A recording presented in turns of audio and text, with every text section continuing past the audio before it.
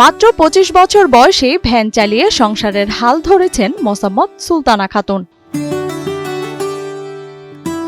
দারিদ্র, স্বামী হারানো আর সমাজের বাঁকা দৃষ্টি সবকিছু উপেক্ষা করে নিজের ভাগ্য নিজেই গড়েছেন তিনি। সংসার চলা লাগবে, না চলালে হচ্ছে না। আমার আব্বা তো কামারের পর না, আমার সংসার চালানো লাগবে। সুখের আশায় ধার দেনা করে মা বাবা বিয়ে দিয়েছিলেন তাকে, কিন্তু বিয়ের পরেই সুলতানার জীবনে নেমে আসে দুর্দশা আর কষ্টের কালো ছায়া। আর চলেই না, দিন দিন খায়, দিন এই হারা লাগে। পাবনার ফরিদপুর উপজেলার সোনাহারা গ্রামের বাসিন্দা মোন্তাজ আলী ও বেলে খাতুনের মেয়ে সুলতানা। বাবা মোন্তাজ আলী কখনো মাছ ধরে, কখনো অন্যের জমিতে কাজ করে সংসার চালান। অভাবের কারণে সুলতানার লেখাপড়া হয়নি শৈশব থেকেই। ৪ বছর আগে একই উপজেলার বিলচাদু গ্রামের এক যুবকের সঙ্গে বিয়ে হয়েছিল সুলতানার, কিন্তু কিছুদিনের মধ্যেই তিনি জানতে পারেন তার স্বামী মাদকাসক্ত। প্রতিদিনের নেশা, মারধর আর অবহেলায় অতিষ্ঠ হয়ে বাবার বাড়িতে ফিরে আসেন তিনি। কিন্তু অভাবের সংসারে বসে না থেকে সুলতানা বেছে নেন ভ্যান চালানোর মতো কষ্টকর কঠিন পেশাকে। গাড়ি চালানো লাগে, দৈনিক খাওয়া লাগে, না খালে হচ্ছে না। এবং উপার্জন না হলে পরে কিস্তি দেবো, খাবার কিস্তি দেবো নাকি চাল কিনবো। প্রথম দিকে পরিচিত এক আত্মীয়ের ভ্যান গাড়ি এবং পরে কিস্তিতে একটি ভ্যান গাড়ি কিনে যাত্রী বহন করে আয় উপার্জন শুরু করেন সুলতানা। প্রতি সপ্তাহে ১,০০০ টাকা করে ঋণের কিস্তি দিতে হয় তাকে। অসুস্থতার কারণে কোনোদিন যদি ভ্যান চালানো বন্ধ থাকে তবে বন্ধ হয়ে যায় তার উপার্জনও। ২০,০০০ টাকা যৌতুক দিছিলাম, যৌতুক দিলে ওর বেটিক বিয়ে দিছিলাম। বলে বউ মরে গেছে, এতে বিয়ে দেন, ভালো বউমালারা বউ ভালোবাসে।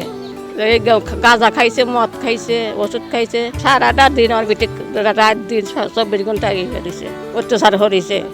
কালকে সারাদিন বসে আসছিলাম, ভ্যান চালাইলাম না, সারাদিন চালা ছিল না, গাড়ি চালাম না, না চলে তো হচ্ছে না। ঋণের টাকা জোগাড়ের জন্য প্রতিদিন সকাল থেকে সন্ধ্যা পর্যন্ত ভ্যান চালাতে হয় সুলতানাকে। কোনোদিন ২০০, কোনোদিন ৩০০। যা আয় হয় তার মধ্য থেকেই কিস্তির টাকা রেখে বাকি টাকা সংসার আর বাবার ওষুধের খরচও চালান তিনি। ওই ৩০০, ২০০, ৪০০ করে কামাই। উনি নিজের কাজ নিজে বুঝে নিয়েছে।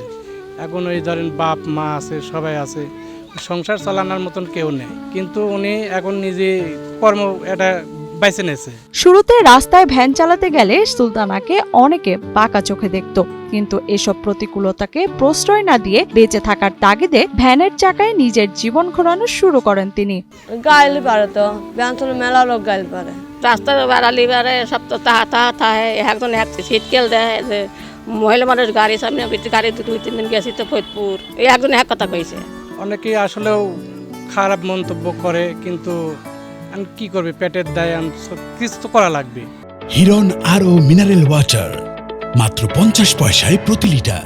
তবে শুরুতে সমাজের যারা বাঁকা চোখে দেখত তারাই এখন সম্মান করেন সুলতানাকে। তার পরিশ্রম ও সাহস অনেক নারীকে অনুপ্রেরণা দেয় নিজের পায়ে দাঁড়ানোর, আর তাই সুলতানা এখন অনেকের কাছেই অনুকরণীয় দৃষ্টান্ত।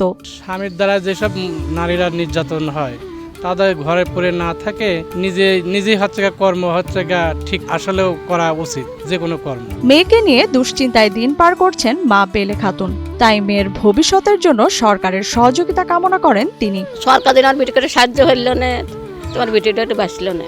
দোকান পাটে ধরে দিলে কি একটা কিছু হইলে দিলে পরে আমার বেটিটা বাঁচল না। এদিকে সুলতানার জীবিকার সংগ্রামের কথা জানতে পেরে উপজেলা প্রশাসনের কর্মকর্তারাও গিয়েছেন তার বাড়িতে। নিরাপদ এবং স্থায়ী উপার্জনের ব্যবস্থার জন্য পদক্ষেপ নেওয়া হয়েছে বলে জানান উপজেলা নির্বাহী কর্মকর্তা মাহবুব হাসান। সমাজের জন্য উনি আসলে একজন উদাহরণ, এবং তাদের মতো নারীদের পাশে আমরা সবসময় থাকতে চাই। একই সাথে অত্যাচারী নারীদেরকেও আমরা এটাই আহ্বান জানাতে চাই যে অত্যাচারী হয়ে পিছনে না থেকে আপনারা এগিয়ে আসার চেষ্টা করুন।